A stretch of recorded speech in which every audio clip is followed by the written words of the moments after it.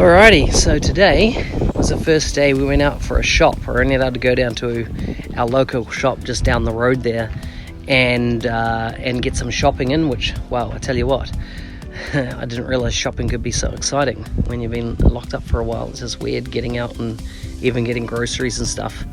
Amazingly, I was able to get everything that I specifically needed, so that was all good. So yeah, what do we eat? Day 4, day 5 now of quarantine. Day 4 we're on. Once again, cracker morning. I'm going to give you a bit of a tour of the pump, or the rain harvesting system I've put in place.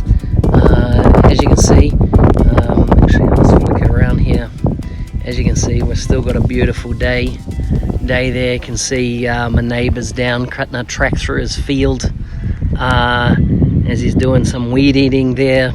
His family's out and about walking around this section. There are two young'uns with their mother there.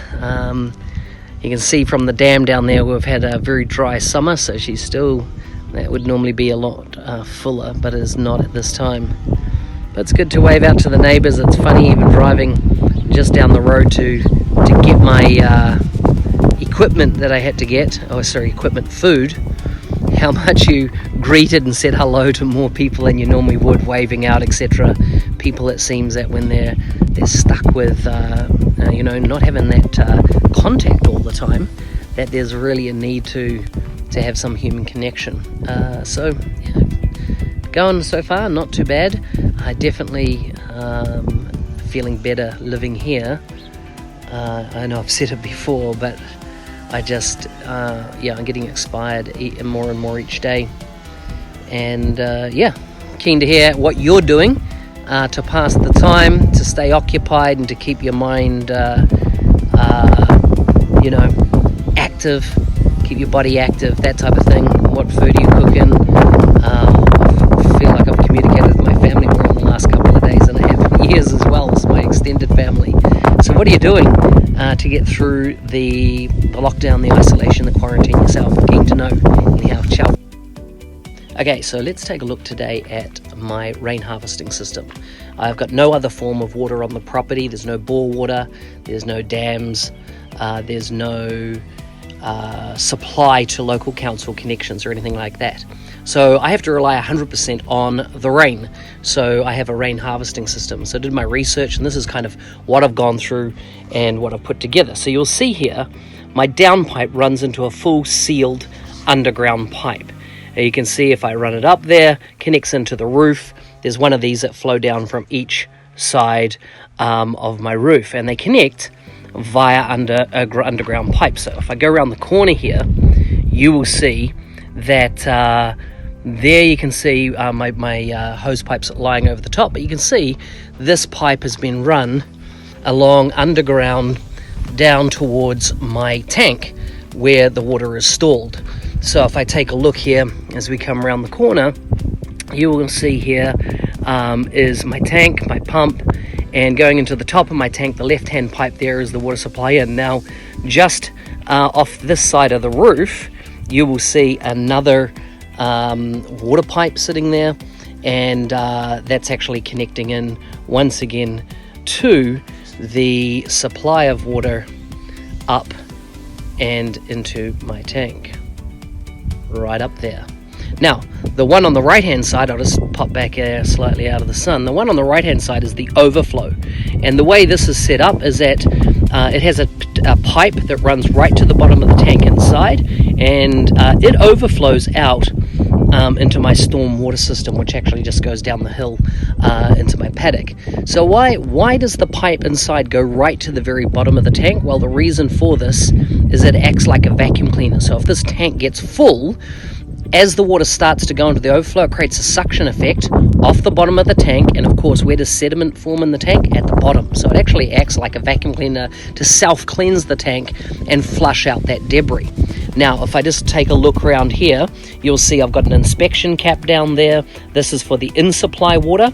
In my case, the water is actually sitting at the height of the spouting inside the pipe there at this point, and then flows once again with the pipe right down to the bottom of the tank, just so it's not creating a splashing sound as it goes into the tank. If we take a look here, right down here and look at the detail coming out of the tank, you can see that there is a connection down into a 25mm, comes through a faucet there into a 25mm high pressure pipe, which has been glued going into my pump shed.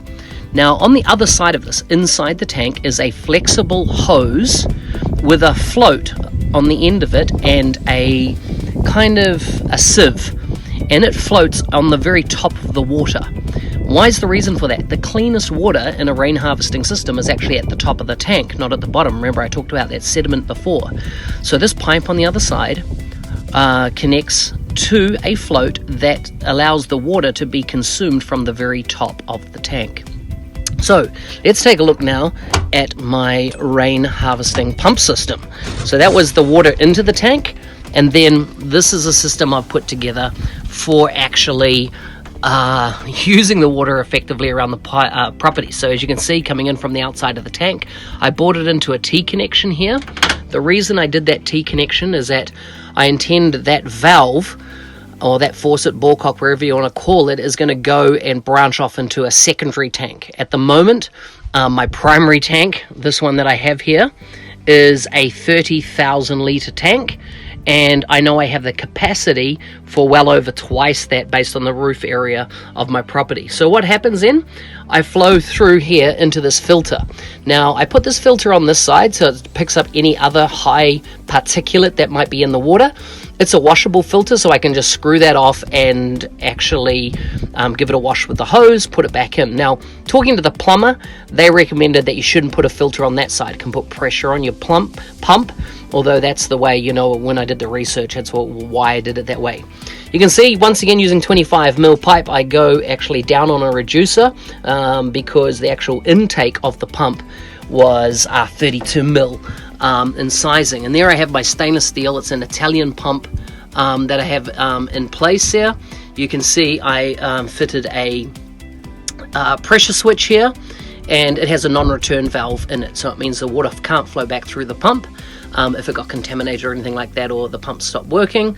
And you can see it's all sealed wiring. It goes up into this joint here, and what I did was, I didn't know any better way, is I put this pressure tank in here. And this pressure tank means the pump doesn't switch on and off every time I turn a tap on.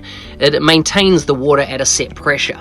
I decided to put a pressure gauge in, as you can see there.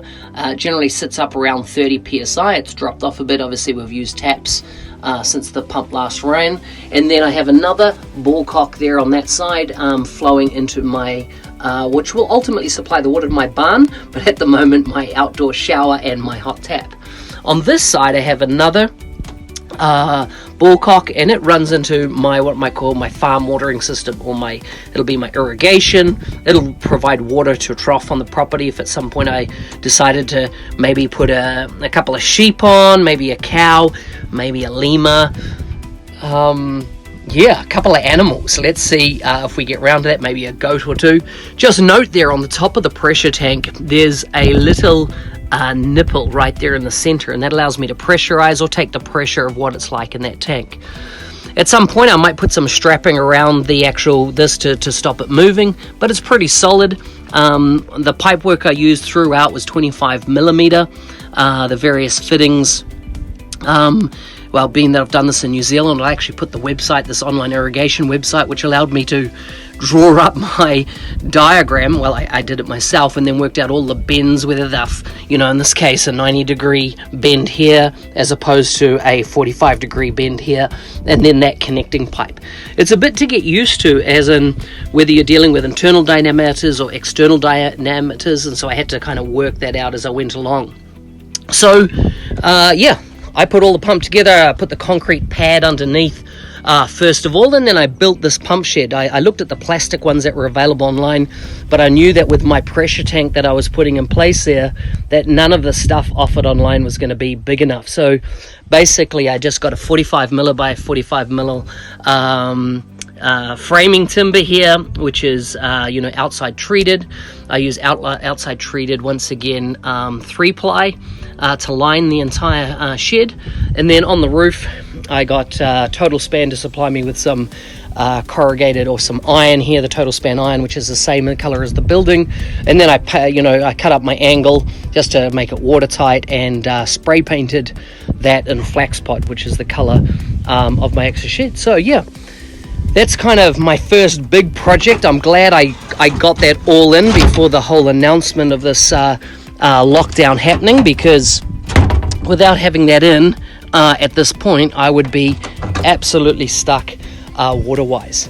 So just another part of this, flowing out of the tank here, you can see that pipe coming out there for my farm water irrigation.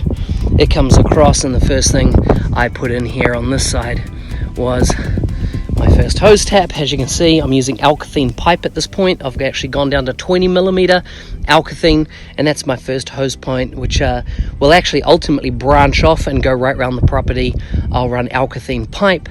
Being that I was brought up on a farm, that was the way we kind of did it on the farm, and that allowed me to basically install drippers on my farm system. So what do I mean? So this line of trees along here, all my citrus, I'll actually put drippers on them, and so that they can, stay moist at the bottom. Lovely word, isn't it?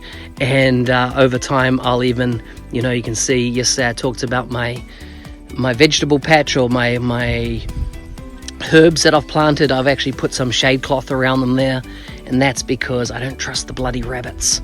They might want to have lunch on the salad that's in there.